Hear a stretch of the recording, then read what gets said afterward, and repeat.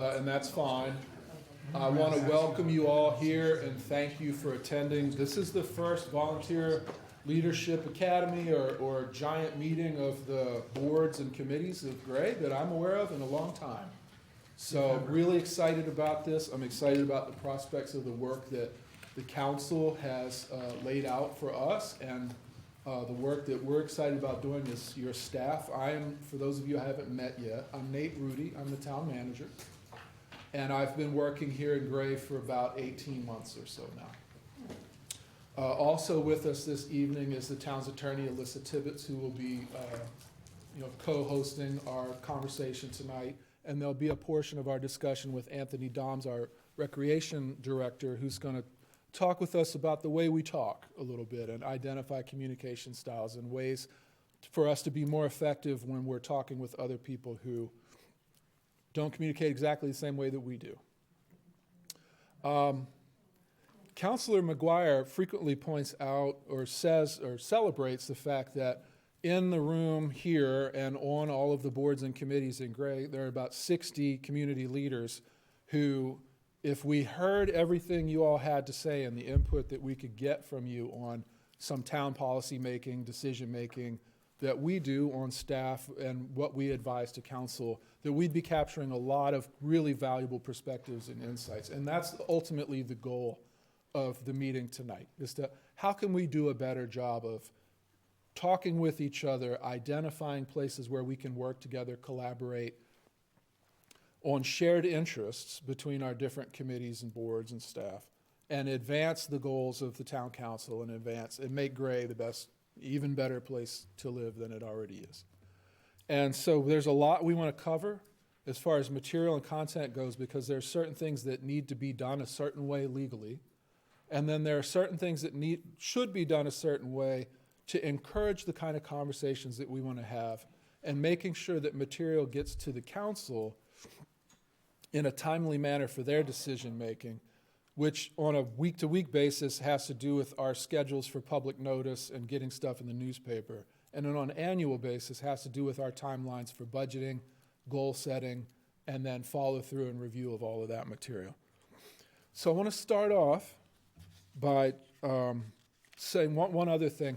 We have a microphone and we're recording this evening's conversation so that anybody who's not able to be here can follow it and listen in.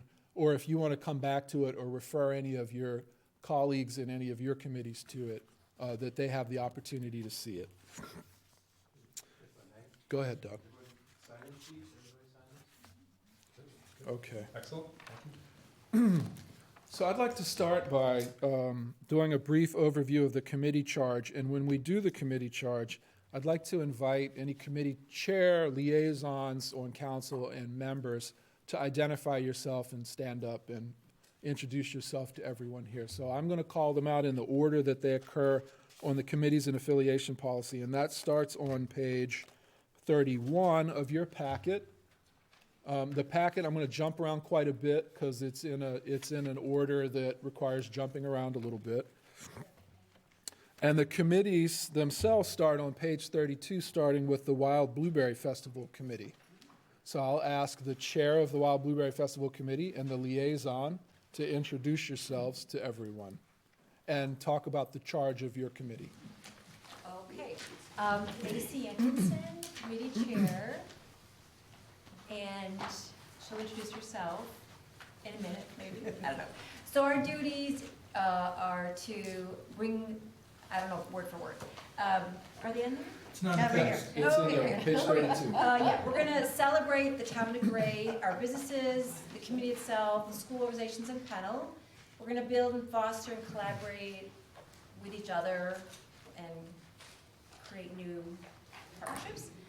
And then there used to be old home days that some of you might remember. We want to recreate those and create new memories of coming to the festival, and we have. And then educate people about the booths. And really a fifth one would be the importance of the wild blueberry industry and to your health and pollinators and bees. Okay. Other members of the Wild Blueberry Festival who are here? Yeah, I'm Lisa Elena Gilmore, I'm new to Gray, and hooked up with the Blueberry Festival so I could meet everyone. She's amazing. Good choice. Welcome. Glad you Any other members? And then the liaison. I'm Martin Maney, I'm the liaison to the Blueberry Festival, and our job is to promote the town at this function every August. Thank you. Okay, I'm gonna move on to the Board of Assessment Review. Is the chair here? Any members here? Council liaison. Okay, When necessary, that's what when necessary. yes, right, It has okay. not met in the 5 years I've been on the council. So the Board of Assessment Review reviews tax assessment complaints and makes adjustments, working with the tax assessor, who is Lauren over here. Community Economic Development Committee. I don't see the chair today, but I know there are members. Nate, this is Yes, Shalina. hi, sorry, I didn't see you, welcome. No, hi, I'm really not feeling very well, Oh, I'm sorry. so I'm not there in person. But my name is Shalene Shevchenko. I'm the chair of the Economic Development Committee, and I've been on the committee for about, going on 3 years now. And I think Lacey, who you just met, is also on the committee, along with Rachel Rumson. So we are tasked with promoting economic development within the town of Gray, and a lot of our efforts have really focused quite a bit lately on Village Center, and really trying to create a sense of community around the Village Center with the new park, also some of the banners and things you've seen in town. But sorry, I'm gonna leave it there for now. Thank you, okay. And members, Lacey is a member, and Rachel, would you introduce yourself? Hi, everybody. My name is Rachel. Rachel Lynn Rumson, and I am actually in my second term on the Community and Economic Development Committee. And I now live in New Gloucester, but I'm riding out my term. And you guys are all my friends, so I came. Any other members who I haven't identified yet? Okay. And the council liaison is Councilor Curtis, who I don't think is with us. Oh, he is here. Councilor Curtis. He's connecting to audio. Okay. We'll give him another opportunity to say hello on the next committee. So Nate? Yes. Would you like me to read the charge? Yes, if Shalene kind of covered that. Okay, good. Okay. Community Television Advisory Committee, members. Brad, okay, good. Are you the chair? We haven't had an election because we Okay. don't have a committee big enough to. Okay, so. You're defaulted as the chair. Volunteer recruitment, that's something we'll talk about later. Do you want to give us a quick overview of the role of the CTAC? Great Community Television is an avenue in which members of the public and the town can bring forward issues or concerns or entertainment. It's our goal to keep the town, the community, the citizens informed of events, informed of opinions, informed of just about anything that anybody wants to let other people know about. And we have that television station to do that. It's a public access station, so the public has full access to it to entertain or promote their thoughts or whatever they want to do. And the town has access to it, to broadcast town council meetings, to broadcast educational meetings through MSAD 15, through the town. A very number of uses, we don't turn down almost anything, so if you have an idea or want to put a program on the air, that's what GCTV is all about. Okay. Helping keep the community informed. It's your television station. Thank you. Any other members of that committee? I don't think there are. And the council liaison for that committee? Yes. Hello, Councilor Curtis. Hello. Welcome. Just want to give you an opportunity to introduce yourself. Hi guys, I'm Councilman Michael Curtis here with the great town of Gray. I was newly elected this past summer, right? Oh my God, time flies. And I'm very excited to be liaison for the CDC committee as well as the Gray New Gloucester Television right here in Gray. Please approach. I'd like to talk to everyone, and it's exciting to be a part of the the municipality here in Gray. I'm very stoked. Thank you. All right, I'm gonna move on to the Dry Mill Schoolhouse Museum Committee. Chair here. Hi, I'm Cindy Chamberlain, and I'm the committee chair for the Dry Mill Schoolhouse. And our mission is to offer a venue for locals and visitors to take a step back in time and have an experiential visit to a mid-1800s schoolroom. And I've got Sherry. Sherry Baker, yes. And you're, Served on a few terms. welcome. I'm sorry, And yeah, yeah, it's fascinating just to think about what students and teachers went through when you know, how we can learn from that and appreciate education. And it's people who, I served when it was, it's been on hiatus for a while, but served when it was open, and just, you know, the responses of the visitors, just, it was very eye-opening for adults and children alike. And I'm the liaison, so I'm Sandy Carter. I'm in my 6th year on the council, 3rd year of my 2nd term. I'm also the council chair. And we hope to have the Dry Mill Schoolhouse with Mo's help open by spring. So look forward to having a grand reopening sometime in spring. Nice. Okay, Finance Committee. The chair here, I don't see the chair. Any of the members here? How about the liaisons to the Finance Committee? I'm a liaison. Okay, so Oh, Councilor actually, Lee. You're the member. Yeah, You're a member of the committee. Oh, that's right. Okay, as a member, One of the only committees with a voting member on it. From the council. as a member and also a member of the council, it's our job to make sure we follow generally accepted accounting principles, the town rules, and try to stay within our budget. We have 4 members, I believe it's 4 members, and that's it. okay. And Councilor McGuire pointed out a difference in this committee. This is the only committee where a council member is a voting member. And so there's also a council liaison who's Councilor McGuire. Yeah, the finance committee is one of the few committees required by the charter, that we have a finance committee. And it's an advisory role to the council. The advisory, the finance committee also works with Katie and is starting to review accounts payable and payroll warrants also on a bi-weekly basis.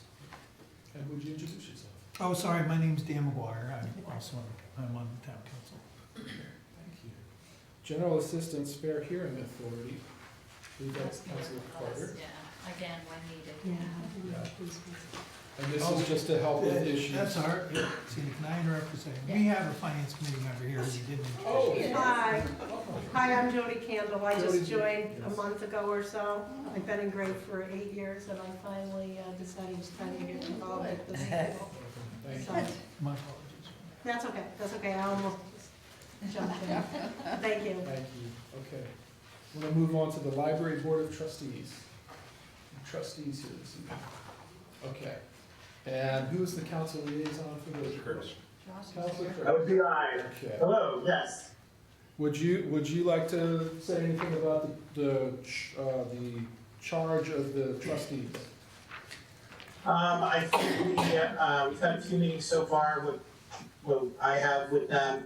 And we are trying to bolster the efficiency of the library with more participation. We've got the holiday events coming up, and I highly recommend everyone check out the Gray website, and you can see which activities we have coming up for the end of October. Thank you. Ordinance Advisory Committee. Hope you skipped open space. Oh, I'm sorry, Open Space Committee, it was at the bottom of the page, I missed it. Open Space Committee. I'm the liaison to open space, and I'll speak because our chair emailed us today, and she's unfortunately sick, so she can't attend tonight. She had every plan to be here. But basically, the big duty of the open space committee was to develop an open space plan, which they successfully did in the last year, working with the comprehensive plan And their next big charge is to start engaging with landowners and regional land trusts, where they can help identify open space in the town and try to start working to connect it, and give information to landowners about conservation. They're also charged with helping define open space in Gray, and so we'll work with the planning department on that, and then, of course, fundraising, if we get around to that point. Okay, thank you. Now, ordinance advisory committee, sorry about that. Mr. Zuckerman's on. Okay. Larry. Larry? Yeah, good evening. I'm Larry Zuckerman. I'm one of the members of the Ordinance Advisory Committee. We act as a sounding board as well as provide transparency on consideration of issues of both new ordinances as well as existing ordinance changes that may be beneficial for the town. And I think that covers it, unless Doug wants to add to it, or if any of the other members are here. Seeing no other members, thank you. And the liaison is Councilor Chapel. Hi everyone, for those who don't know me, I'm Krista Chapel. I'm the second year in my first term on council, and I'm serving as vice chair. Thank you. Planning board, Dan Cobb. Hi, my name's Dan Cobb, Chair of the Planning Board. Our responsibility and main thing that we spend our time on is reviewing and approving site plans and subdivision plans. We also make determination on conditional uses depending on where and how someone is proposing to do something. And we also make determinations on shoreline zoning applications. We review all of those with respect to both town ordinances and state statutes. And in doing that, we are known as known as a quasi-judicial board. So basically, our meetings take somewhat of the form of almost like a court proceeding, where the board hears testimony from both applicants and any interested parties, such as abutters. And then we hear that testimony and make a determination whether an application is in order to be approved or not. And the other thing that we do is we monitor and observe how that process is working in relation to town ordinances, and from time to time make recommendations to the council for adjustments to those ordinances. Thank you. And any other members of the planning board? I'm sorry, yes. Okay, the liaison for the planning board is Councilor McGuire. Yep. And when we introduce staff, we'll introduce the staff liaisons to all these committees also. Recreation committee. Chair here, okay. Chair's not here, but Mary is a member. Well, the chairs? Oh, no, there is no chair. We're down to 2 members. Okay. You by default, as with Brad, you were now the chair tonight. Well, my name's Mary Underwood, and I moved to Gray 2 years ago and got involved with the Economic Development Committee, who encouraged me for my idea about teaching Nordic walking to get involved with the rec committee, and that's where I've been since. And we've had, it's been fascinating to be on that committee. I represent mostly, I think, seniors in Gray, and it's been great. Thank you. And Councilor Clark is the liaison. Yeah. Yep. Okay. Resiliency committee. Yes. Hi, I'm Jane Chandler, and I hope I can state this right. The Resiliency Committee, which used to be the Recycling Center Committee, has now both Recycling Center issues and resiliency, climate action. For recycling, there are a lot of projects that go on. We work with Randy on that, and in terms of making sure that people have their sticker once, and different events that go on. How to make sure that people know how to handle recycling and things like that. The resiliency committee, I wouldn't practice if I'd known I was gonna have to speak up. Is working on identifying what effects climate change may have in the future on Gray to begin with, and then what possible things that could be done to prevent some of that or to address the issues. We're working with Rachel on Maine Won't Wait program. There's a grant for each community determines their own project. And Rachel, are you going to talk about it, or can I say? You can say anything you want about it. I'm just so proud that she got the grant for us. I'm really excited about what's going to go on. We are also we also are charged with using the community television to educate the community on both the recycling center and also on any projects that we're going to do for resiliency. We've already started working with Josh on, and I'm really excited about that. I love my committee. Can you tell? There's just so much going on. We're going to be working a lot with Josh on working with the library in order to get the information out, for one thing, but using the library resources in terms of having presentation things in the basement, that kind of thing. Not basement, the Lower community. So those are a lot of good examples of collaborations and working from different areas and using the different aspects of town resources to work on getting your message out and accomplishing your tasks. Are there other members of the resiliency committee? I'm not on it. You're not on it now, okay. Can I say, And, go ahead, please. maybe this isn't the right place.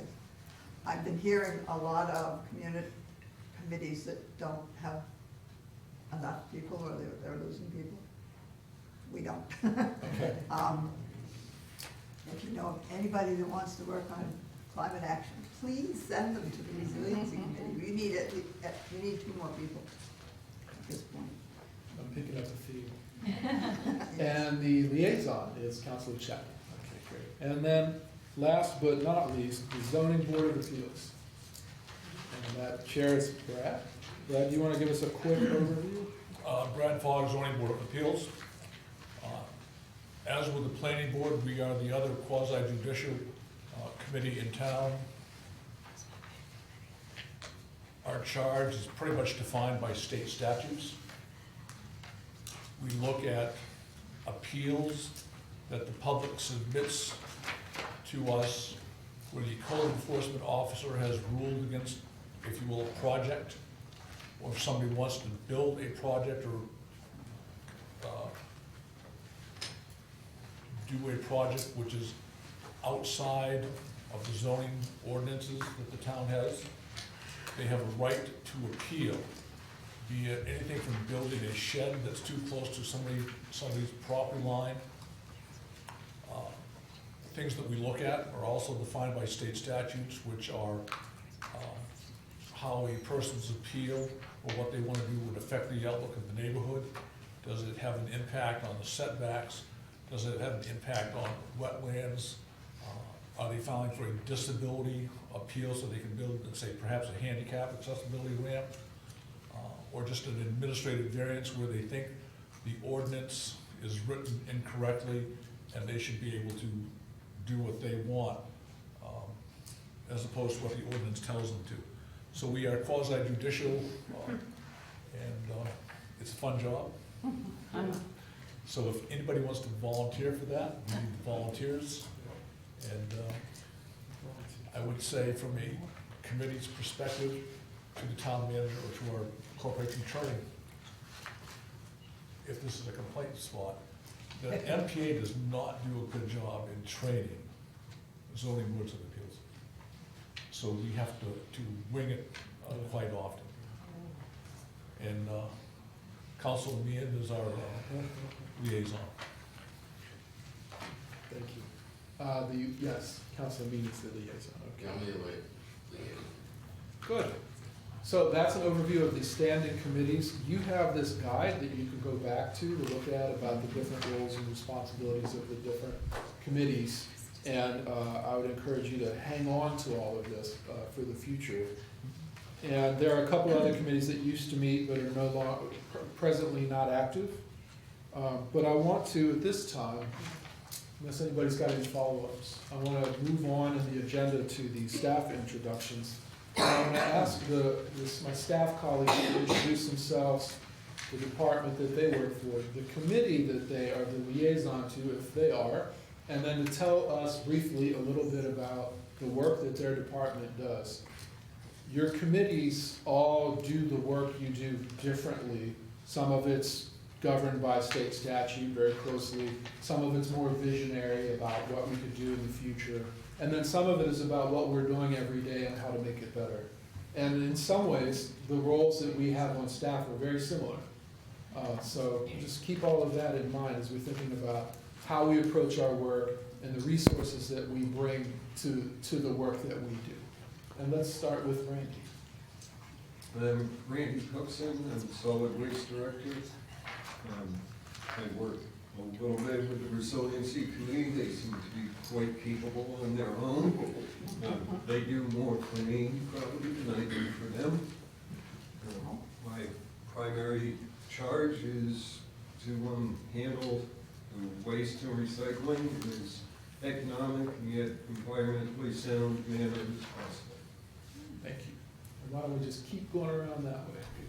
Yes, sir. I'm Josh Tiffany. I'm the Director of Libraries, Communications, and Information Technology. I work with the Great Public Library Trustees as well as the Community Television Advisory Committee. Nothing yet for IT, as well as liaison with the Resiliency Committee. Primary charge is maintaining the Great Public Library, ensuring that its collections fulfill the educational, informational, and recreational needs of the community of users, as well as providing open space both for our own in-person programming as well as virtual programming, plus allowing space for community-based organizations, a spot to gather communally and improve the betterment for the town of Gray.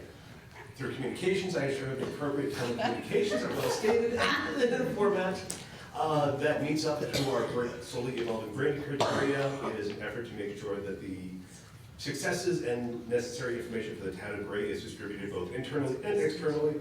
And for IT, I hopefully make sure that the systems don't blow up under my watch. So that's what we're at. All in one breath. Thank you. You want Take that Do you have a photographic memory? He's library. That's awesome.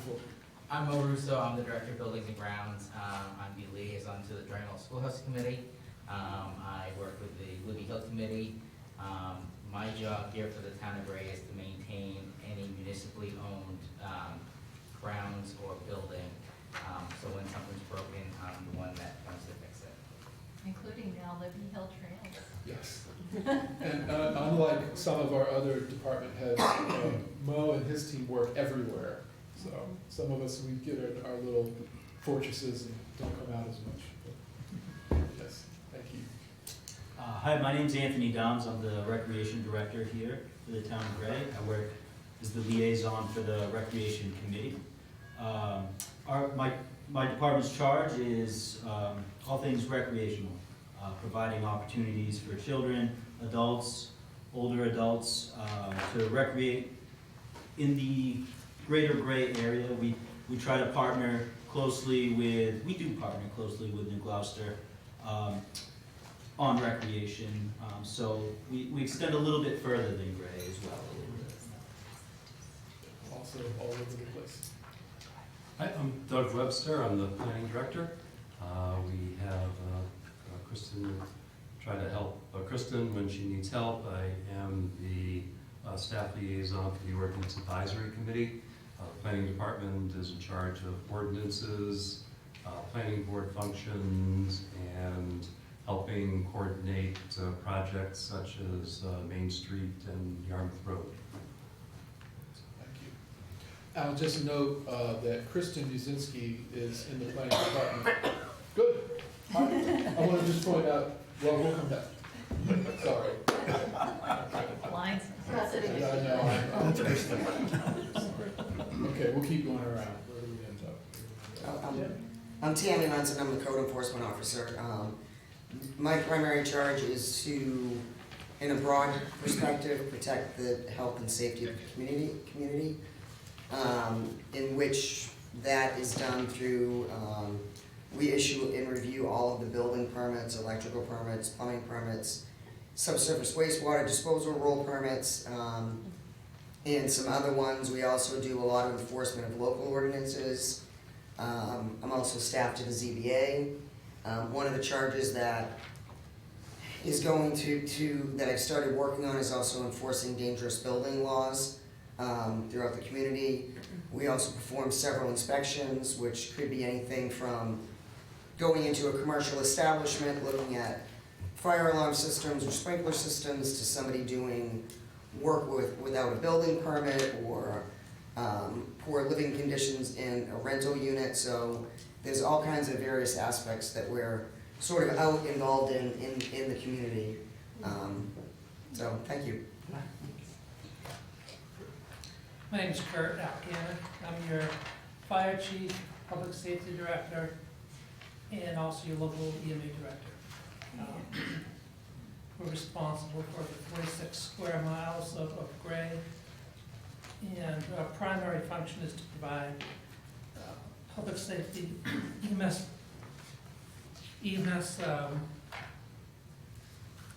delivery to the town of Gray at the best level we can possibly do. We have two buildings, our central station on 125 Shaker Road, and we also have another station at Dry Mills Corner. It's that gray building that doesn't look like anything, that's really used by us. So, as a local EMA director, I'm responsible for planning, kind of like the resiliency committee, looking to the future and preparing the town as best I can for what's going to come down the road. We hope for the best, but plan for the worst.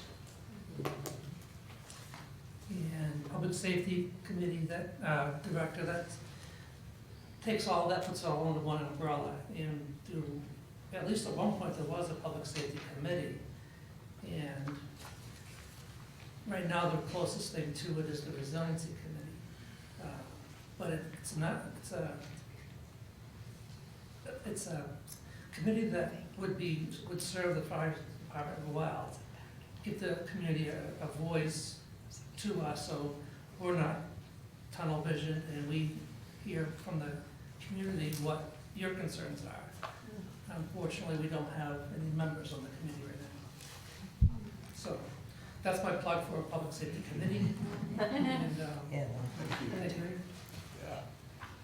I'm Lauren Aslan, I'm the town assessor, and the assessing department is responsible for all field work for new and improved properties and keeping those updated in our database. We're responsible for processing all transfers of property and tracking market changes. We do homestead, veteran, and blind exemptions, tree growth, farmland, open space, TIF districts, and associated credit enhancement agreements, personal property filings that we handle each year that have to do with the tax commitment. And then we do the municipal valuation return for the state associated with the tax commitment. We handle the GIS with our vendor and our online mapping and tax information.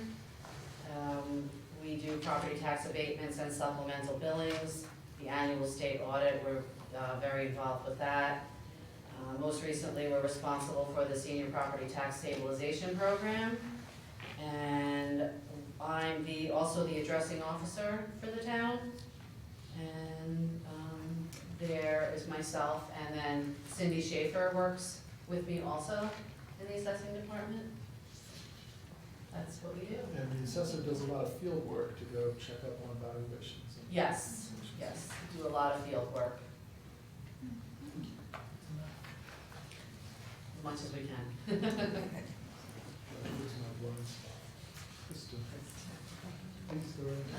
Yeah, Kristen Insky, community planner on the planning department, obviously. We do the, all the things I mentioned, site plan reviews, subdivisions, ordinance changes, working on the village planning, the Yarmouth Road, grant management, that sort of thing. I'm liaison to 4 different committees, so Blueberry Festival, Lisa, and a whole bunch of other folks. Great movers and shakers, actually getting that done is a huge thing for the community. And I have the pleasure of learning about it this year for the first time. I've been here about a year, so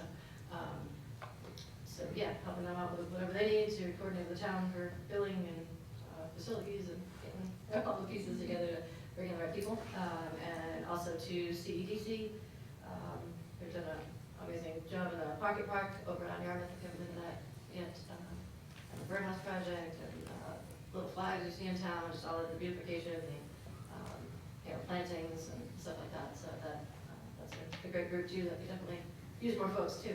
And planning board is the big one. Obviously, that's the focus about getting the planning board the information they need to make the decisions on the applications before them. That's the biggest piece of the job, making sure it's all lined up with legal, leading on Alyssa and Natalie, making sure there's all their ducks in a row so they can make appropriate legal decisions. And I'm also liaison to the Open Space Committee, which, as Councilor Carter said, just finished their plan. They're getting to implementation, so that's a pretty exciting time for them as well, to really be looking at how Gray could connect those recreational spaces and conservation spaces for the future. Thank you. Yeah, Kristen's doing a lot of this work across different disciplines that we're going to talk more about this evening. There are a few of our colleagues who are not here this evening. The finance director had an Eco-Maine board meeting, Katie Johnston, and she is the deputy treasurer and deputy tax collector, so she handles all of the payables and revenues and payroll, and verifies the assessment and works on the tax collection, facilitates the council's annual budget process and the capital improvement plan, and is the staff liaison to the finance committee. John Hart is our human resources director. John participates in a couple internal committees for the town staff, and he's my assistant, but he also is developing our human resources and training program for Gray, so that we're providing professional development and training opportunities to town staff. And he also works with me on personnel policy development. Jen Doughton is our new town clerk, and this is a new position that was just created in last year's budget.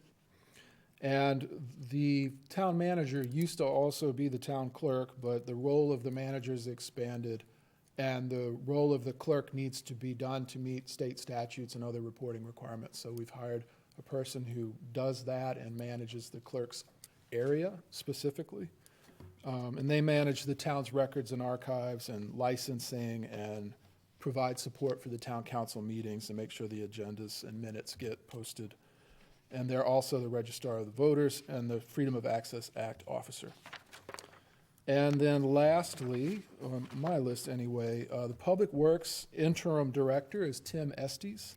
And Tim was also not able to be here this evening, but he wanted me to point out that the Public Works Department maintains about 70 lane miles of roads in Gray. And they take care of animal issues and road-related issues, all of the road maintenance and repair and traffic lights. They maintain in the town garage all of the town's vehicles, with some exceptions for some things that have to go out, but they're generally the first stop. And they help out with emergencies and cleanup as needed by the Public Safety Department. So Lots of folks, lots of moving parts, and as you know, I'm sure the town does a lot of things. We have a lot of responsibilities that are stretched out over about 50 full-time employees and about 50 part-time employees. And my job is to work with the town council. The council sets the policies and budgets for the town. The town council has the authority to make proclamations about whatever matter comes to them, that they want to share a vision or a message about Gray. They give direction to me about the allocation of staff and budget resources, and I am the conduit and liaison between the town staff and the town council. And they appropriate funds from the budget that they develop. So when we need to buy something with the money that's been budgeted, many times we'll go to the council and ask them to appropriate those funds if it's a large purchase.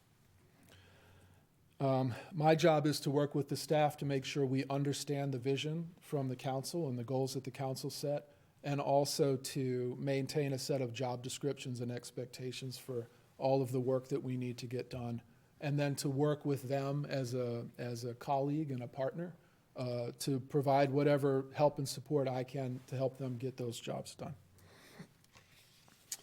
So I want to move on to the review of the Freedom of Access Act.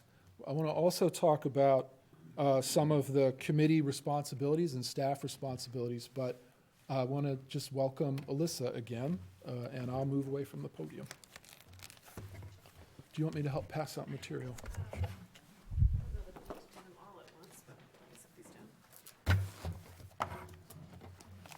I think I'm going to start with this one, and then I'll do the others as we go. Do you want me to take half and put them in this side? Thanks.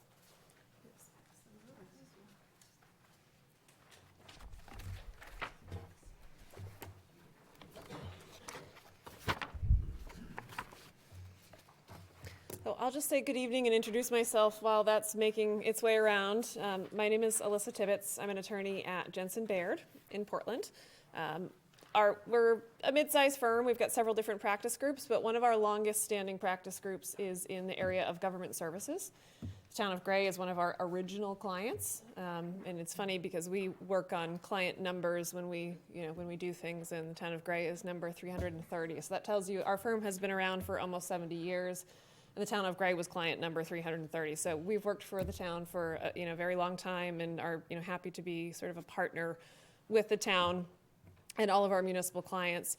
My particular area of practice is in government services. So I work with towns and cities and counties throughout the state on all of the various issues we've just talked about in terms of the functions of local government, what's required to make a town or a city run, and specifically, obviously, the legal issues that come up in conjunction with that.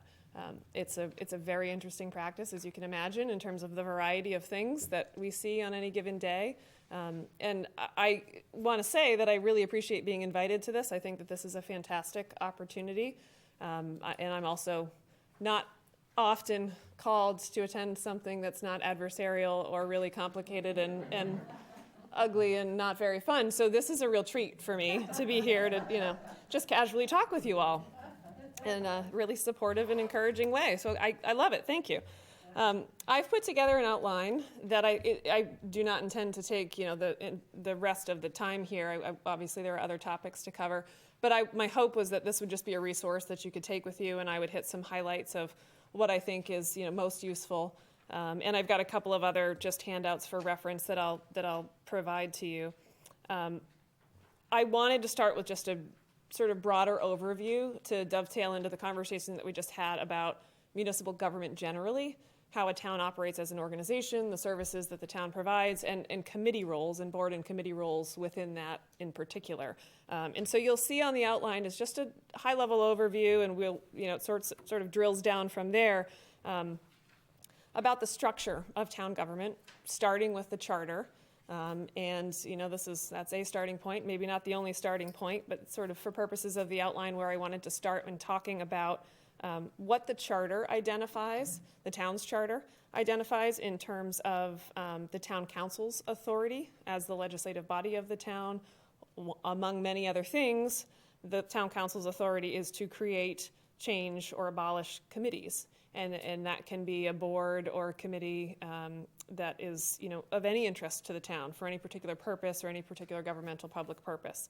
And then there are other provisions in the charter that I just think are important to note, not specifically that we need to expand upon or talk about in too much detail, but just to generally be aware that the charter is a source of the authority for the council to create these committees and to appoint those of you who are interested in being on those committees, and to sort of identify what committees are would be useful to serve the purpose of town government.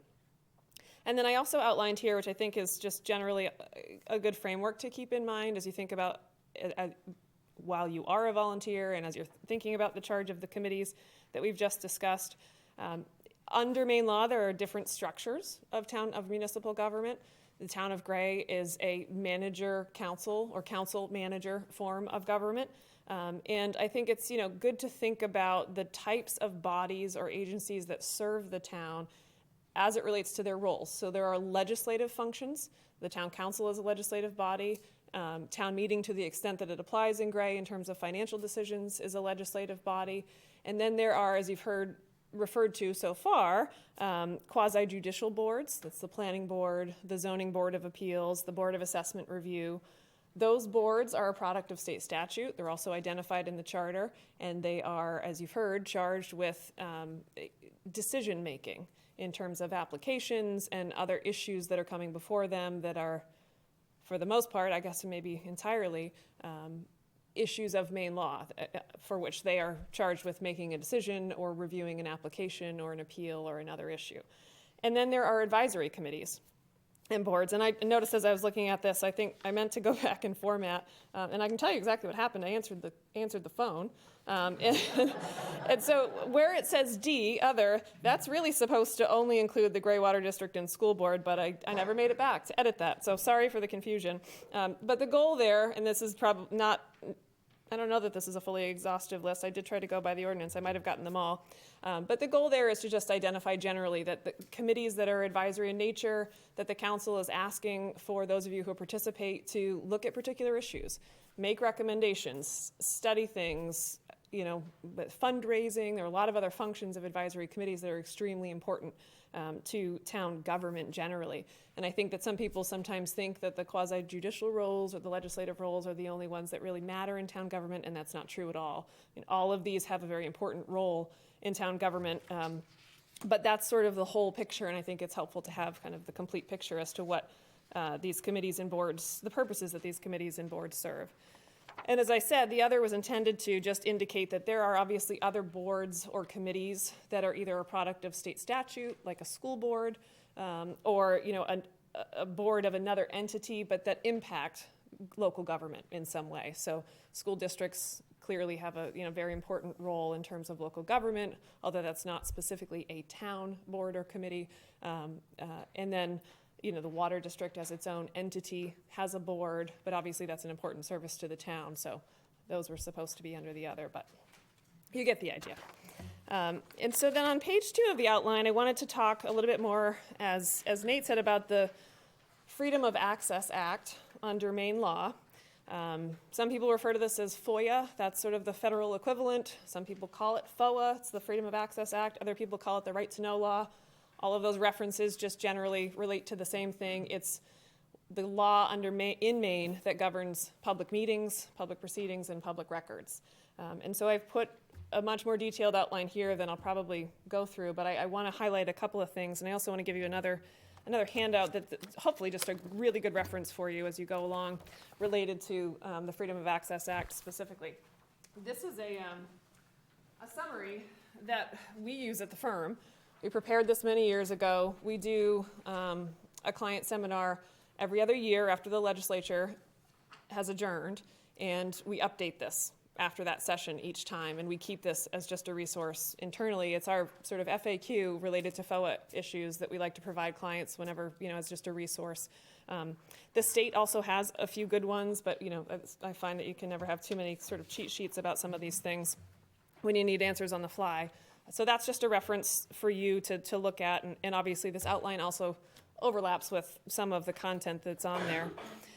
So one of the key things I think to sort of take away in terms of the right to know law in Maine is what is a public proceeding? What is a public meeting? And really what's sort of the purpose of all of this law. Public proceedings are broadly defined under Maine law intentionally. The goal is that when you're conducting business of a town or a city or any other local government, that you're doing it transparently and you're doing it in public. So the general rule is that things are to be done in public, subject to certain exceptions, which are obviously much more limited. So public proceedings are defined as the transactions of any functions affecting any or all citizens of the state by, and there are many other things, but this one's most notable here, any board, commission, agency, or authority of a municipality. So everything that you're doing as board and committee members in a general meeting is a public proceeding. And what that means under the law is that you have to provide notice of the meetings that you're holding, and that's for the purpose of allowing the public the opportunity to observe or attend your meetings. I think an important caveat for everybody, and this comes up for us often, is that's not specifically for the purpose for the public to participate in your meetings. They are allowed to observe, they must know when you're meeting and be able to understand what you're meeting about, but they do not always have an unfettered right under Maine law to participate in your meetings. There has to be a requirement for a public hearing or a rule or of procedure under your particular board or committee that public comment is permitted. So that's an important decision to make when you're conducting a meeting as to how you want the public to participate in your meetings, unless it's otherwise a public hearing. And that's, we'll talk about rules of procedure, but that's an important thing to think about in terms of conducting a meeting. Two things to note in terms of notice. So if you have a public proceeding, you have to give the public notice. The statute doesn't specifically provide a time frame for that.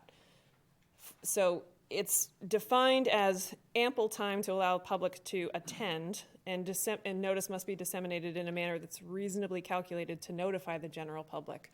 So the town of Gray has excellent practices in place that I would just generally suggest you follow and maintain and continue on. That definitely doesn't need to be reinvented, but it's important to note that the town charter has a requirement for specific council actions that consists of 7 days notice prior to a first reading, and then 7 days notice prior to a public hearing for ordinances. That's a great practice. It's a specific requirement in the charter as to council actions. It may not necessarily apply to your board and committee, but it's a great rule of thumb to consider. And certainly if you think you can give more notice than that, then there's no harm in doing that. There's also a provision under the law that if there's an emergency circumstance and you need to call a meeting for any reason, the law contemplates that you just need to provide notice to local representatives of the media in the same manner as you would notify the board members. So if it's an email notice that's going out and you've got contacts for people that you would typically notify of meetings, you would send an email of that. So it's not necessarily an issue if you need to call a meeting with shorter notice, but you need to make an effort to notify the public in the same manner as you would for a regular meeting. And then, as I said earlier, the exceptions to the rule are what we call executive sessions under Maine law. And these are for very specific purposes identified under the law. And so the short answer there is you can't have one unless it meets one of the several exceptions under the statute, and they are for very specific purposes. And most of what you will do is not likely going to fall within an executive session exception. So you should think about that as truly the exception to the rule, and not necessarily something that you would employ on a regular basis. And then I will skip over to page 3. And just briefly touch on remote participation. The town has adopted a policy related to remote participation, and I'm touching on this because this is a relatively new provision of state law that has enabled municipalities to conduct meetings remotely. Prior to the pandemic, that was not an option. And so every meeting had to be in person. There were a few provisions related to telephone participation, but people weren't permitted to vote. So things are very different now over the past 2 years, and the state law that was enacted allowed municipalities to adopt a policy with respect to how they wanted to permit remote participation in meetings. So the town has done that. The council has adopted a policy permitting remote participation in meetings, and that specifically enables boards and committees to adopt their own policies with respect to remote participation. The caveat there is that it needs to be consistent with the council policy. It can be more stringent than that, but not any more relaxed than the council policy. But the council policy is generally, as adopted, that in-person meetings are the default unless an emergency exists. Hybrid meetings are permitted if one or more members cannot be present. And so hybrid meetings, I think, is probably the new norm for a lot of us, and that's the case in a lot of municipalities. But something to think about in terms of the platform, and I know that the town is really making that available to any board or committee that wants to meet in this manner, because the public still has to have notice of the meeting, and they also have to have the opportunity to attend or observe. And that means if it's in a hybrid format and they can't be here in public, they need to have access to whatever platform you're using so that they can observe it in that manner. And I know that that's a possibility, but it's something to keep in mind as just a board member. The other thing to keep in mind that's identified in the statute is if you are holding a hybrid format meeting and you're taking any action that requires a vote, it has to be by roll call vote. So you can't just have everybody who's here in the room and here on camera raise a hand or not raise a hand to vote. You need to actually call members individually by name and do a roll call vote. And that's not always the case in all in-person meetings, so that's a bit new for some people who are used to being on boards and committees and conducting meetings that way. And then secondly, I'll just touch briefly on public records. This is just something for you to note. This is also defined quite broadly under Maine law, like public proceedings. It's any written, printed, or graphic matter or mechanical or electronic data compilation from which information can be obtained directly or after translation, I'll skip over some of this, that is in the possession or custody of an agency or public official of the state or political subdivision. Public records, again, the general rule is anything that's created or a product of some conduct of public business or the transaction of public business is a public record unless an express exception applies under the statute. And so you should assume that what you're doing is likely to be a matter of public record unless you happen to know or have a concern about confidentiality. And if that's the case, then it's good to be thinking about that in advance before creating records and asking whether that's a confidential the content would be confidential and whether you should be thinking about that in terms of records. But once the record is created, the record is created. And you have to treat the record based on its content at that point and consider whether it's public or whether an exception applies, and there's really no going back from that point. So you should be creating records that are intended to be public records and thinking about the transaction of your business in that light. There are record retention requirements in terms of the content. That's something for the town and the public access officer to be monitoring, but things for you as board and committee members to be mindful of in terms of the records that you're creating as you go about your committee charges.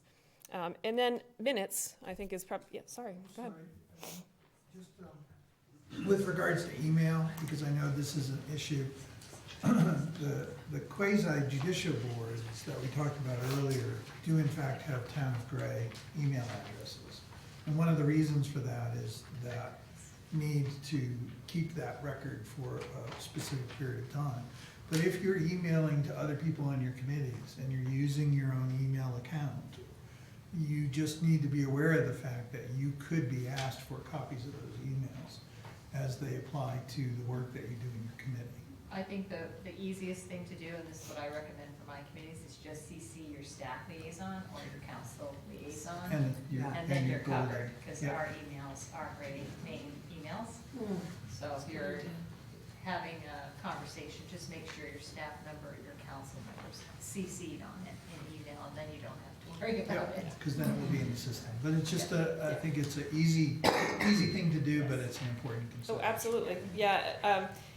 And there are some other considerations for some of the quasi-judicial boards in particular in terms of email correspondence. They have to be more mindful of what we call ex parte communication. So if you're reviewing an application, you don't want to be emailing individual other members about certain considerations related to that application. That's not necessarily a concern for every committee, but it's something to be thinking about. But the bigger concern, the overarching concern, is that your email correspondence about the work you do on your board or committee is a public record.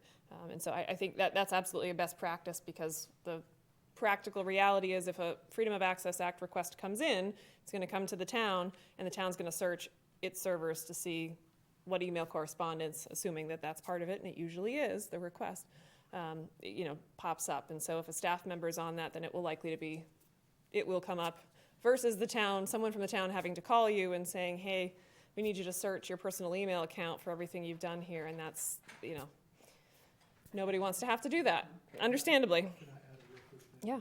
Just along those lines about the discoverability of correspondence about town business, there's a rule of thumb that you should never put anything into email that you don't want to see on the front page of the Portland Press Herald. And I will just advise you to be cautious about making commentaries about anyone's character or upbringing, or any other sort of judgments about anything that could be construed, or misconstrued, of course, as being prejudicial or as being unflattering to you in your conversation.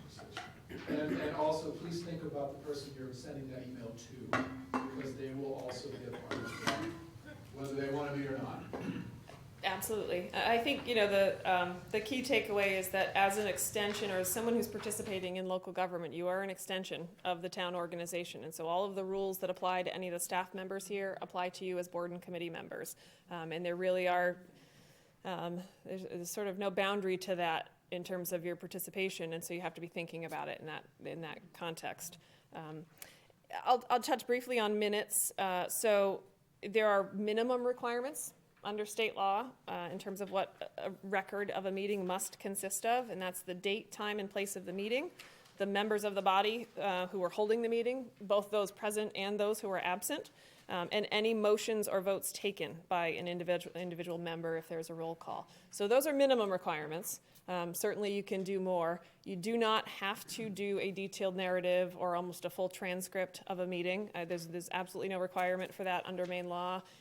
If you feel that that's useful, you're welcome to do that, but those are obviously time consuming, and all of those discussions, again, become a matter of public record.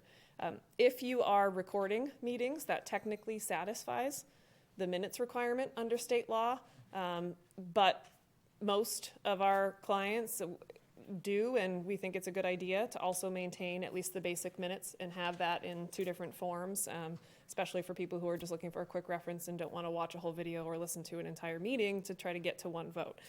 So minutes are absolutely a good idea, but being thoughtful about what you're including in the minutes and who's going to be preparing those is also important. And then, so that I don't take up too much more of your time, I just want to jump to the conduct of meetings. And I know that in your materials that have already been provided, there is a cheat sheet on Robert's rules. I've got another version just for you to consider as well. Both are fairly similar, but these things, again, are never hurt to have other. Oops, did I drop that? Sorry. Okay. Other resources, and I certainly will not bore you with an hour of Robert's rules. I will just generally say that it's important to think about how meetings are conducted. And so when you have a membership, obviously appointing a chair, understanding who's going to run the meeting, determining what your agenda is going to look like. Is there an order of operations for how you're going to tackle business each time you meet? And when will you prepare that, and when will you publish that? Will you allow public participation, as we talked about earlier? Is that on every item? Is that just at one point during your meeting? Are you going to set a maximum time limit on your meeting? For instance, if you're a council and you say no new business after 10 o'clock, because we could be here all night, are you going to set a maximum time limit on the public speakers? People's 3 minutes or 5 minutes per person if there's a matter of public comment. And then will you have specific policies or of rules of procedure related to attendance by members, certain levels of participation, voting methods? Will you employ roll call or show of hands, depending on what the votes are? Will you use a simple majority, a supermajority? I mean, you may not need to get into that level of detail, but these are the types of things that Robert's Rules of Order will address. And think about just sort of, you can adopt your own policies or rules of procedure for your committee. Robert's Rules of Order tends to be a gap filler for those who don't have it. So the council has its own rules of procedure, but they also follow the parliamentary procedure of Robert's Rules of Order. And so their own policies are very consistent, and to the extent that they don't specifically address it, then we would look to Robert's Rules of Order. I'm not suggesting that all of your committees or boards need to get that complicated with this, but these are important things to think about, and I think, Robert's Rules of Order came to be because that hadn't been discussed. You get into a public meeting setting and everyone's looking at each other going, well, where do we start and where do we go from here? And so we're all now sort of familiar with formats of how to move these things along, but the issues arise most often when that hasn't been figured out to begin with, and then everybody's trying to figure it out on the fly. And so having those conversations as a board or a committee is helpful at the outset, and just or as if you are the chair, just getting comfortable with that yourself to figure out if you're how you're going to conduct a meeting, and then familiarizing yourself with at least some of the more commonly used rules of procedure under Robert's Rules, I think, is particularly important. And those are the basics of making motions, seconding motions, when you can interrupt and ask for a point of order, for clarification, when you can call a vote because you want to call the question and move something forward, when you can table something, what that means to table something. Those are the most commonly used items that are outlined in the cheat sheet that I think are just helpful to know to the extent that you are using this format of procedure for your meetings. And otherwise, I would just encourage you to think about what kind of format and what kind of rules you want to employ for your meetings. And I've put at the end of the outline here just a very basic standard meeting agenda format to consider in terms of an order of operations for a meeting. If you're thinking about having agendas to help kind of guide your discussions, this is a very common sequence for a lot of councils, a lot of boards, and a lot of committees to consider. And so I won't take up too much more time. I'm happy to answer questions, but I'll stop there so that you can carry on with other items, Nate. Really also run for council at some point in the future. Good practice. Any questions for Alyssa before? Just for clarification, 6E, all votes must be taken by roll call. You're talking about when there's an actual member of the board who is remote, correct? Not if there are only members of the public who are remote. Correct, yes. So if a member of the body is participating remotely, then it has to be a roll call vote. Yeah. I'm just wondering, this might be good to go over real quickly, conflict of interest and the step-by-step for voting of the balance of the board, that type of stuff. I guess I'll just touch on it briefly. So conflict of interest is defined under Maine law to mean an individual member who has, and I'll forget the thresholds at this point, but a particular direct or indirect pecuniary, in other words, monetary interest in a particular item or action that's being considered.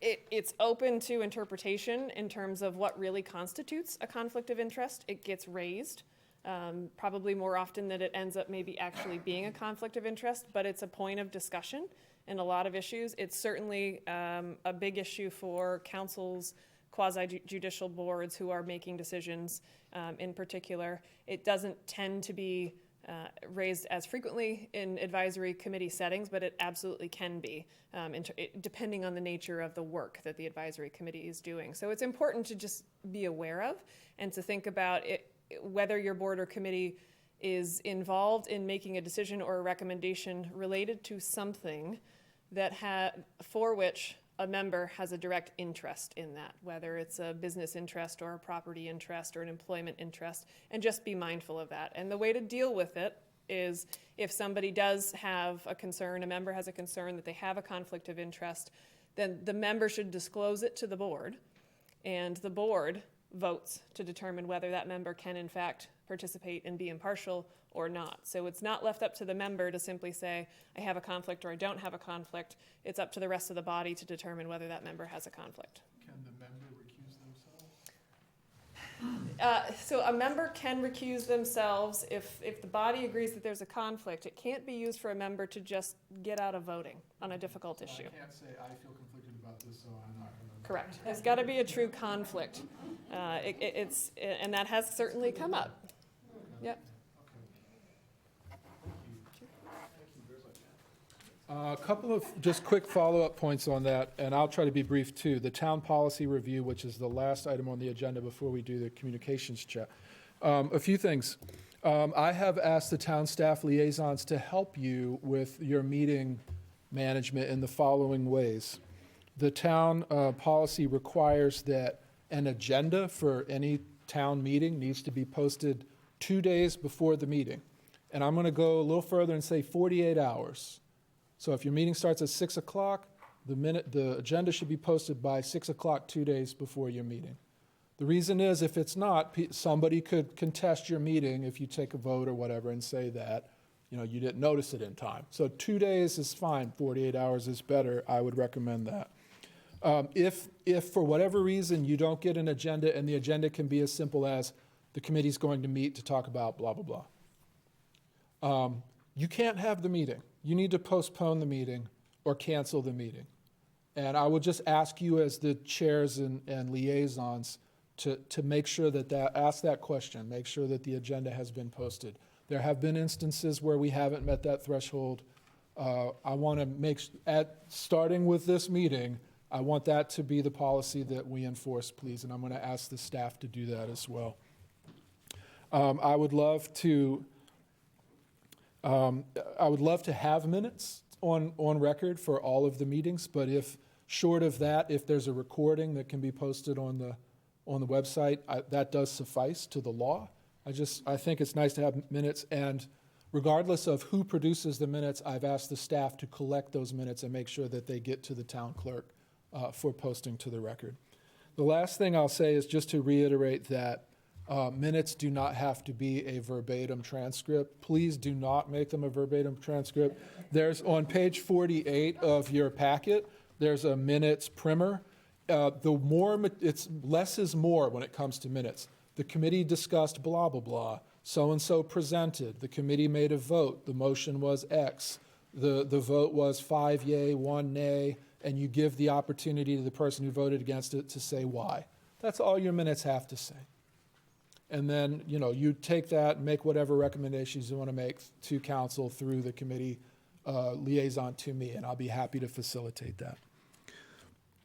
The last thing is that there's an annual report, and at once a year, your committee will be asked to produce an annual report with help from the staff liaison. If you haven't seen this year's annual report, Kyle Hediniak, our digital media coordinator, reformatted it. It's really great. It's got pictures of the staff along with each report. The website now has pictures of all the staff and all the departments, so if you want to familiarize yourself with the town staff, all of that is there. So I could go on, but I won't. I will just, Randy. Came up in our last staff meeting, it was pointed out, you said the adopted minutes. Yes. Not Yes. worthy of approval. Yes, sorry about that. So I said 7 days, but it actually needs to go to another meeting and get approved at that meeting, and then ideally, we'd like to have that within 7 days. That's what the charter asks for. Thank you, that's an important distinction. Okay. Great. Page 78 of your packet has some material. I'm actually going to ask you not to look at Okay. that yet. Because this is more valuable if you don't know what's coming up. My name's Anthony, I'm the rec director, like I said before, and this exercise is helpful in not only learning about yourself, but also learning about the people that you work with. So, in the context of some of the questions I'm going to be asking you today, and I usually take about 45 minutes to do this, we're going to try and do that in 15. I want you to think about this in your working context, the relationship to the town of Gray. So if you're an employee, think about it in that context. If you're a committee member, think about how you behave in that context. In my personal life, I am not where you're going to see me today. This is a continuum here. It's so it stretches far.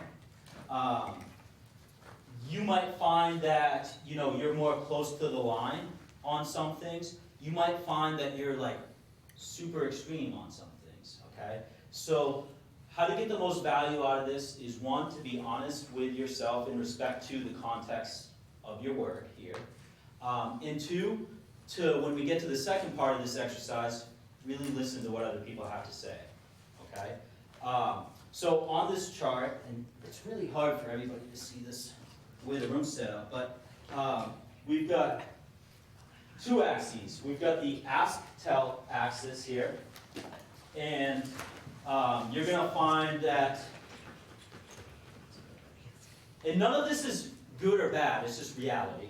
You're going to find that your habits either lead you to ask people things or to tell them things in reference to like your leadership style. Okay? So if you need something to get done, what's your more common approach? Is it to ask somebody or is it to tell somebody? Okay? And sometimes it's different, right?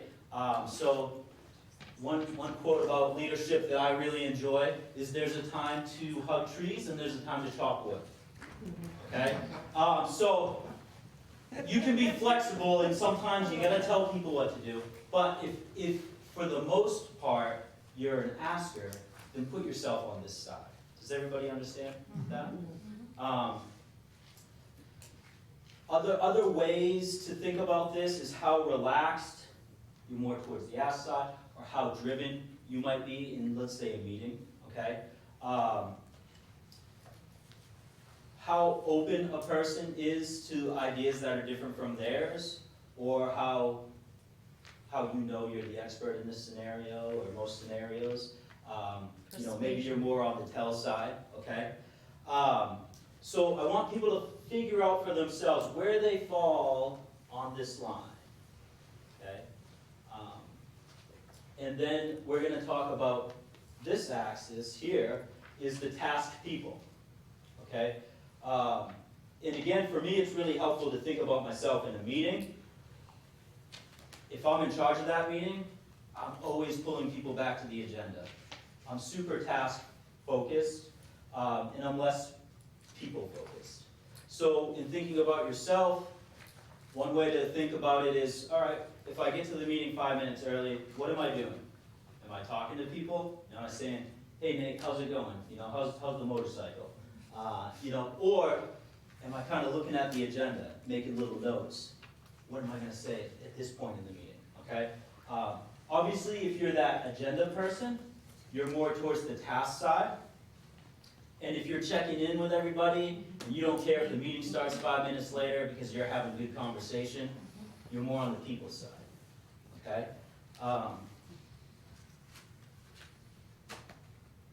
So you can think about this like, how much eye contact you're making with people, your body language, are you smiling, are you open? Or, are you more like, let's get this thing going. I got bing, bang, boom, I got stuff to do. Okay? What I'm going to ask you guys to do, I've got a bunch of wonderful colors here too, is to come up to this board and think about where you are. Okay? So for me, I fall on this ask side, and in my work life, I'm very task focused. So I'm somewhere in here.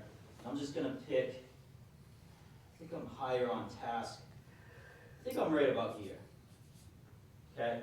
I'm going to put my initials right here, and I'm going to fall into this quadrant. Okay? If you're not feeling as strongly about, like, oh, my task are people, I'm kind of in the middle, then put yourself closer to the middle on that axis. Okay? Does that make sense to people the way I've explained it? Enough sense that you feel like you can do it? All right, so what I'm going to ask you to do then is to grab one of these colorful markers and just put your initials in one quadrant that you think you are. And if you got to flip a coin because you're so close to the middle, talk to someone you work with. They might be able to help you figure that out. Okay? So grab a marker.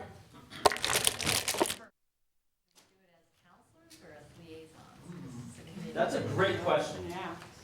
Let's do it as liaisons. Let's do it as liaisons. And if you know exactly where you are, when you're in pole position, front, if you're still not sure, you might want to hang back and think about it.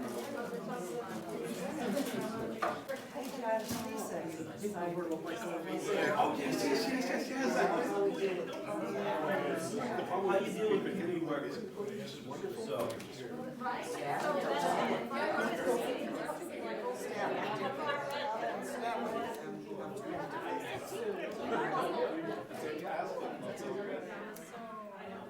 For the purpose of this, let's say,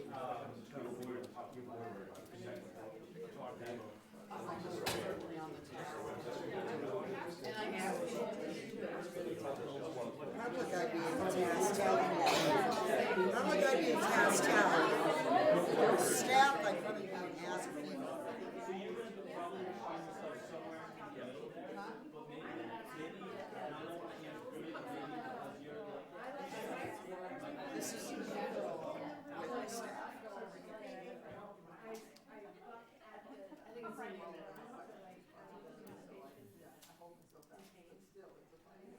but if you're, you're that person that's, you know, talking about their families and needs. I don't know anybody that's like, you leave kids or I want to. This was going to be like a mistake.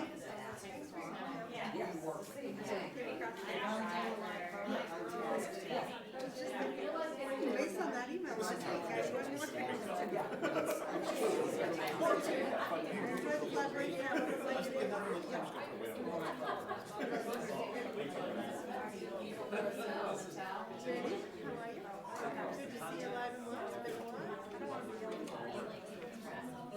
Where are you gonna go?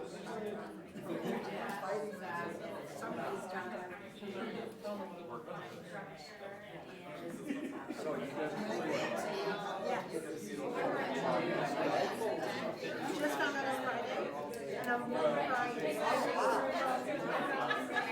I just prepared not to about it, I just kind of, Tom John said. Now the book starts. Yeah, so I'll be in touch soon,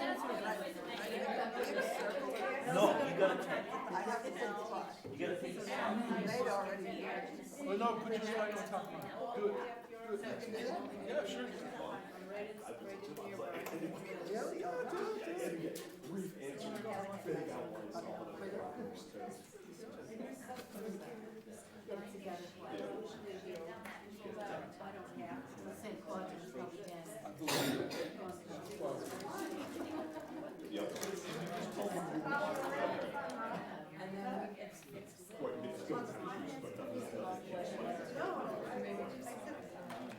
So, if you found yourself in my quadrant, you are analytical.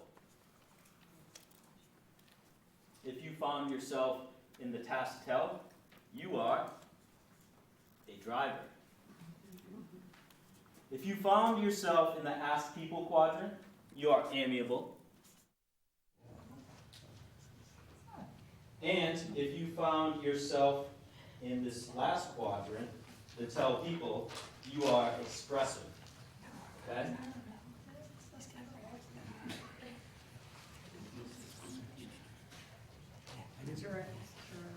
If, so what I'm going to ask you to do now, you can either turn to pages 78 and 79 in your packet, or I can give you a handout, which is kind of easier to work with. Some of these, so I'm going to hand these out. Some of these are, it's kind of Wizard of Oz style. Some are in color, some aren't. Doesn't mean anything. I think it means we ran out of toner or something.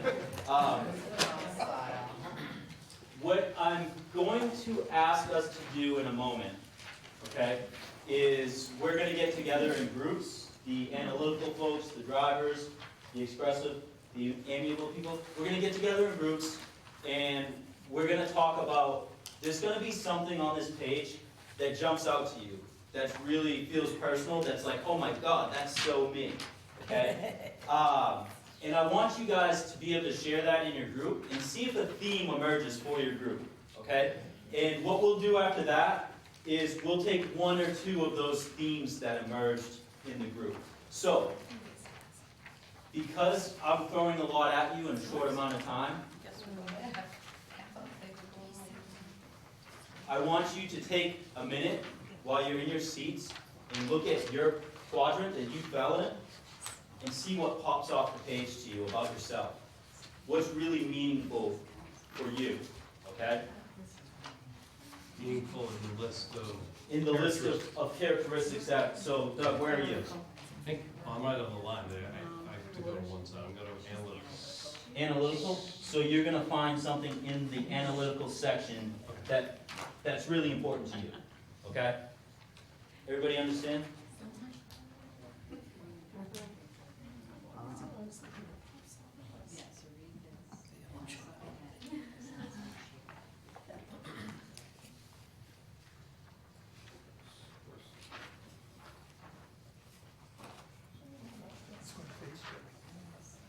That's quite a I think I face. have a couple that jump out. Maybe a couple that jump out, yeah.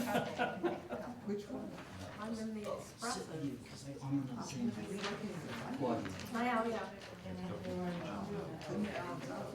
Yeah, I guess. Can you go both sides? Oh, that. But you can both sides. Exactly, right under the analytical. It depends on what I'm doing. It very much depends on what you're doing, yeah. Exactly. A for effort. I've always thought it was analytical, but I ended up down right in the middle. I know, but there has to be under the analytical side of it, it's like right down. Analytical, but not in finance. So, we've taken about a minute now. I hope you guys found something that's kind of meaningful to you and how you work in your quadrant. If you didn't, if you're like, whoa, I don't see much here, you may have placed yourself in the wrong quadrant, and that's okay. You may be one of these folks, this cluster in the middle here. These guys are probably more flexible in their social style, okay? Doesn't mean that these guys out here can't be, but this is a good exercise for us to do to understand about the other folks' communication styles in the room. So, what I'm gonna have you guys do, let's have the drivers get together in kind of this section of the room over here towards Nate. We'll have the analytical folks get together in this section of the room, kind of towards Randy. The amiables will be over here towards Councilor McGuire. And the expressive folks will be kind of over here near Chief over here. So, and if you find yourself in the middle, go join the expressives, because there's not many people over there.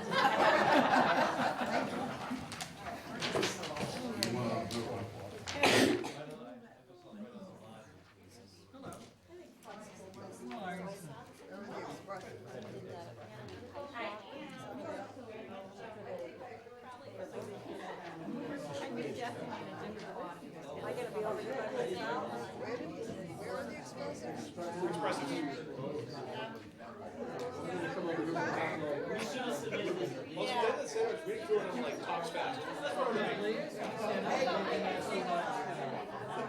So again, what I want to do, and we're going to do it quickly out of respect of everybody's time, share like the most important thing that jumped out to you amongst your group, and then if there's a theme, we're going to come to each group individually after and see what that theme was for that particular group, okay? So establish some sort of turn taking and share your one thing to the group. Okay, well, I'll go first. I'll go first. The two things really struck out to me are language skills that I use a lot and to communicate well, and the positive approach to people. As a librarian, I have a fundamental faith in humanity. No matter how often it's rocked or knocked around, I still believe that everyone should at least deserve a chance at a shot until they lose it. So that's kind of what really struck out at me. And also, like I said, the rapid pace talking is also a hallmark of that. So.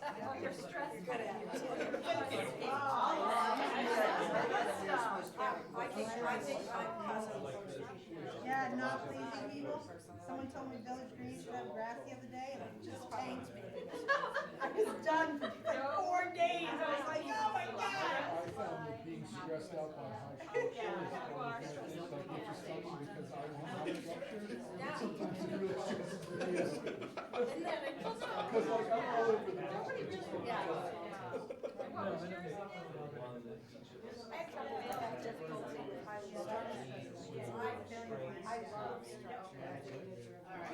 Why? That's what's funny to see like some of the ones. Absolutely. Yeah. That's why it's funny when it says like, the expressive gets stressed by isolation. Give my choice. I don't want to be around people. I love it. And I love being alone. So. Yeah, I don't always know what's going on. You know what I mean? It's like,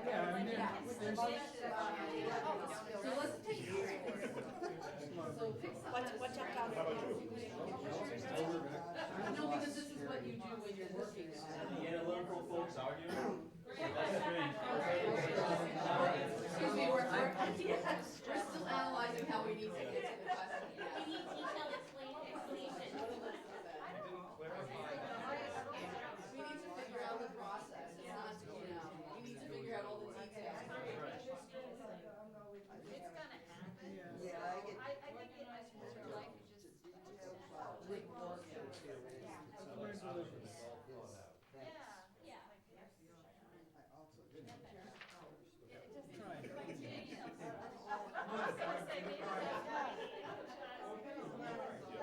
Because that's what's funny with people, is you're gonna put on different parts of your month during different parts of your day. Like if I am hosting my staff at a meeting, then I'm very much in charge, it's very kind of mindset versus a staff member meeting here, or someone more collegial versus, or if I'm, yes, in front of town council, in front of the person. Or if you're home talking. Or if you're,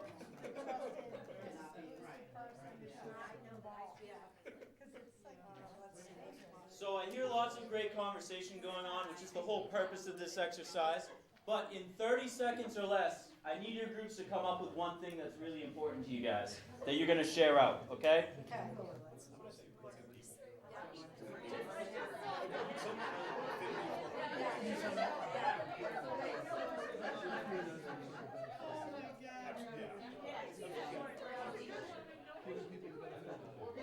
having a basic trust in people until proven otherwise. Yeah. Or does it? Oh, I get yes, to the quickest right, too. yeah. Do you know I just put orange wine? I don't know how that is organized. I don't know what your message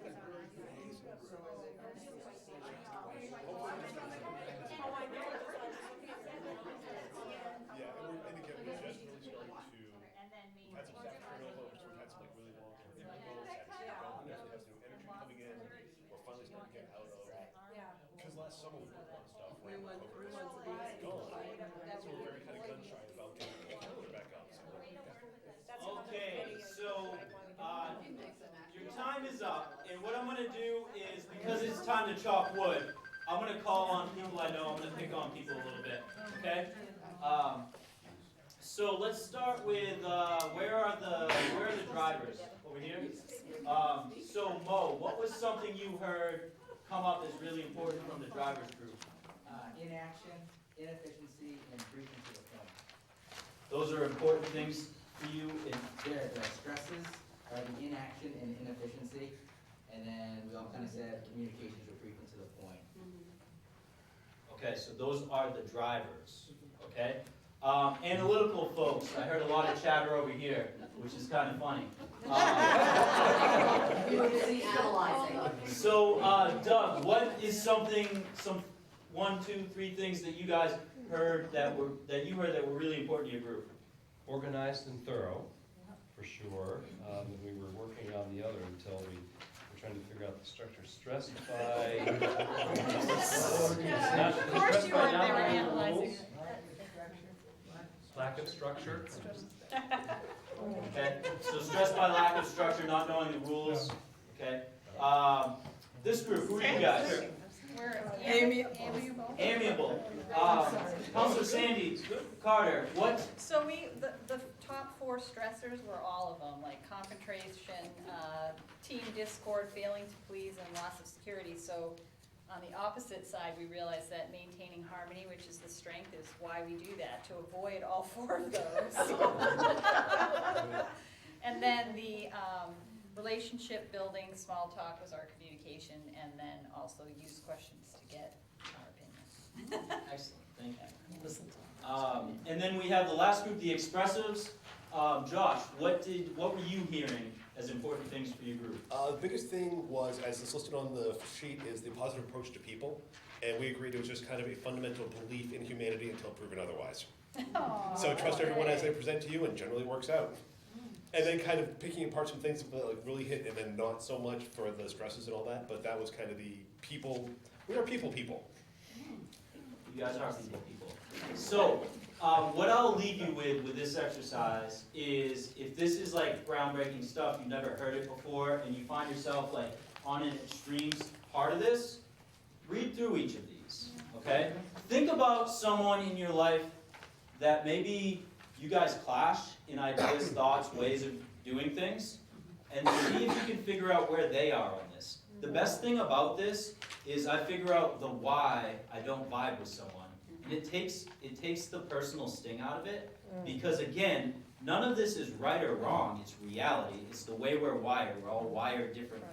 So I would encourage you to take a deeper look at this. And folks that did find themselves in this middle cluster, they may not need you to flex their social style as much as somebody who's like way over here, okay, or way over here. And so if you're on opposite ends of the spectrum, the goal is to kind of meet in the middle, okay? So, again, we tried to do this in like 15 minutes. It takes a lot longer, and there's usually some really good conversation that comes out of this. I hope you guys will find this useful. And now I see how I'm gonna work more with Anthony. Or not work. So, It was a very good introduction, thank you. Thank you so much. So we're at the time that we scheduled for this meeting, but I want to say two things. One is, I want to thank everybody for coming and making the time to participate in this. What I hope this illustrates is we're all coming to the conversation from different places and with different experiences, but we have some shared goals and interests. And I really appreciate everyone for your service to the town of Gray. I want to thank you. The second thing I want to say is I wish we had enough time. One of the conditions of town government is we never have enough time to do all of the things that we want to do. So I want to leave open the option for anybody who would like to stay and talk more about some collaborations and some ideas about how we can share our collective strength to work on some issues or concerns that you have. I would invite that. I'd be happy to stay and participate in that. And I would also suggest that this group or your individual committees can also do the same thing. Get together and talk about shared interests, shared goals that you're working on as part of the goals and vision that's come out of the council's work, the comprehensive plan, which is in your packet, and just feel free to dive into that and let's look for solutions and trust that we're all coming to this with the best intentions and work together. Councilor, yes.